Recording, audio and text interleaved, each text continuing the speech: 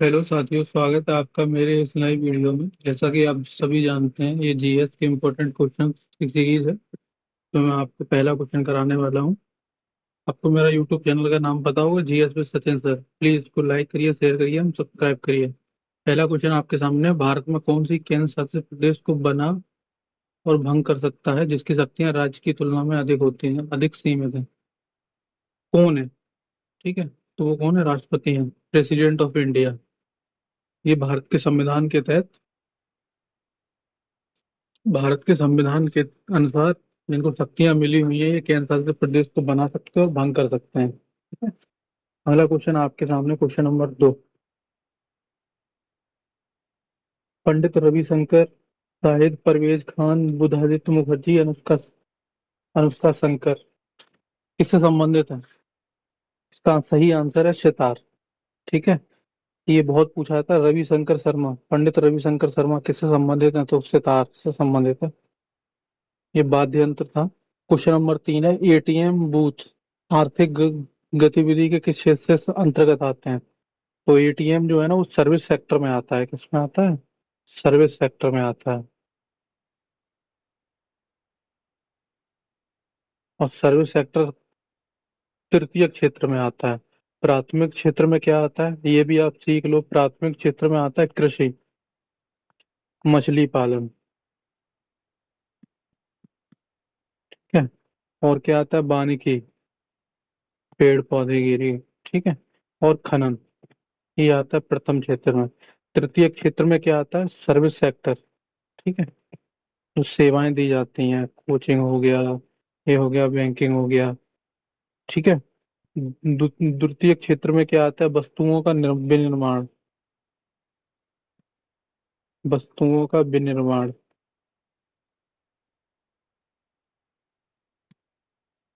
और क्या आता है द्वितीय क्षेत्र में? आपका औद्योगिक उत्पाद, औद्योगिक उत्पाद। चतुर्थ क्षेत्र में क्या आता है? ये आता है अनुसंधान, अनुसंधान हो गया, आईटी सेक्टर हो गया, विकास हो गया। ये सब किस में आते हैं? फोर्थ। अगला सवाल है, क्वेश्चन नंबर 4 है आपके सामने। 1919 में गांधी जी ने रूलेट एक्ट के खिलाफ सत्याग्रह का आह्वान किया, जिसने जैसे अभिव्यक्ति की स्वतंत्रता पर अंकुश लगाया। अभिव्यक्त मतलब स्पीच, अपनी बात रखना। तो ये अपनी बात रखना, अभिव्यक्त, ये क्या है? मौलिक अधिकार है, कि एक नागरिक का मौलिक अधिकार है। ठीक है। क्वेश्चन नंबर है 5। सजावट की कला जिसे पिएत्रा ड्यूरा कहा जाता है, किसके शासन में लोकप्रिय हुई? शाहजहां के शासनकाल में हुई। तो शाहजहां के शासनकाल को क्या कहता है? स्वर्ण काल। मुगल पीरियड में स्वर्ण काल किसके पीरियड को कहा जाता है? ये क्वेश्चन कई बार पूछा गया। शाहजहां के काल को कहा जाता है। और पित्रा ड्यूरा, ये एक शैली है, आप ये समझ लो। ठीक है। और इसका एक सबसे अच्छा उदाहरण है, क्या है? ताजमहल।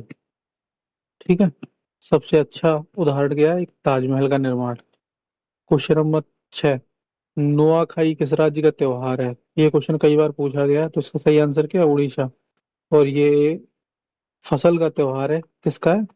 फसल, फसल का त्योहार है। और ये कब मनाया जाता है? गणेश चतुर्थी पर।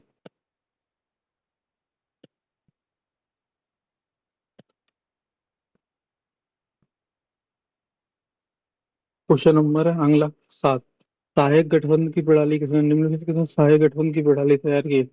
तो लॉर्ड वेलेजली ने। इसका सही आंसर क्या है? Lord Wellesley. और इनका पीरियड क्या था? 1798 से 1805, 7 साल। अगला क्वेश्चन है क्वेश्चन नंबर 8। भारतीय संविधान का कौन सा अनुच्छेद राज्य द्वारा संचालित शैक्षणिक संस्थानों में किसी धार्मिक शिक्षा प्रदान करने पर प्रतिबंध लगाता है? तो अनुच्छेद 28।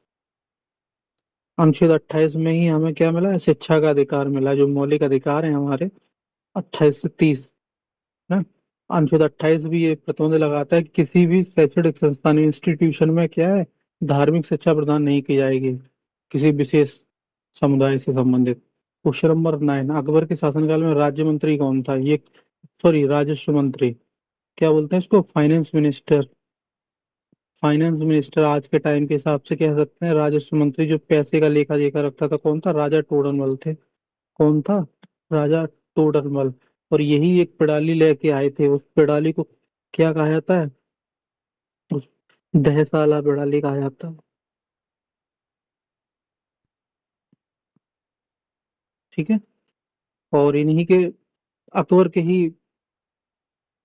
नौरतन थे। ठीक है, मुगल काल में।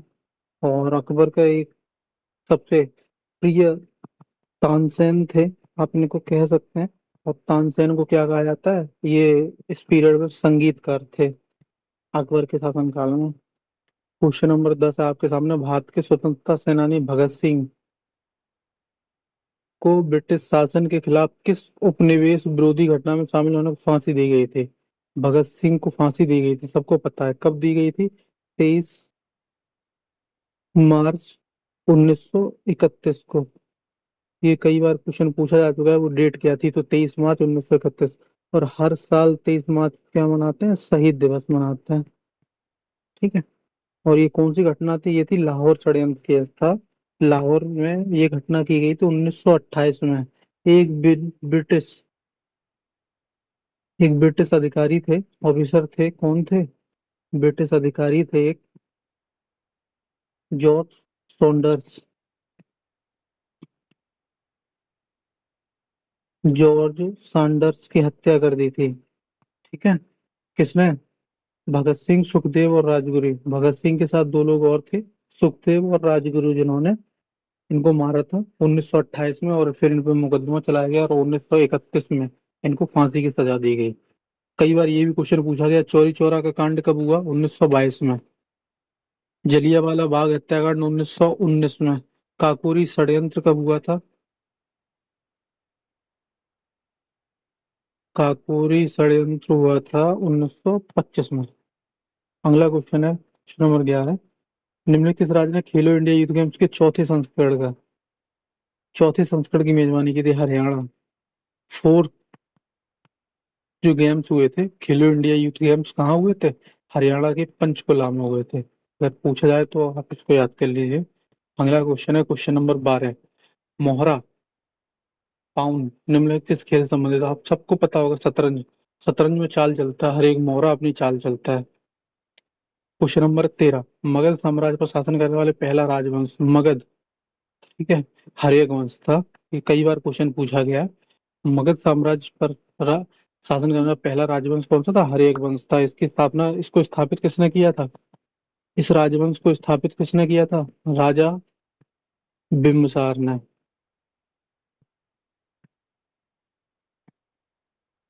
और ये 6वीं शताब्दी ईसा पूर्व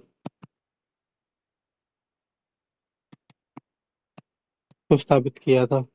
अगला क्वेश्चन है, इस वीडियो का अंतिम क्वेश्चन है, किस स्थान पर सबसे अधिक वर्षा होती है? तो आपको पता है, वर्ल्ड में। मैं आपको बता दूं, वर्ल्ड में सबसे ज्यादा अधिक वर्षा कहाँ होती है? इंडिया के मेघालय में। और मेघालय की राजधानी क्या है? शिलोंग। कैपिटल है मेघालय की शिलोंग। और मेघालय में अगर ये पूछ रहा है कि विशेष स्थान कौन से हैं, तो वो दो जगह हैं। एक तो सबसे पहले आता है चेरापूंजी,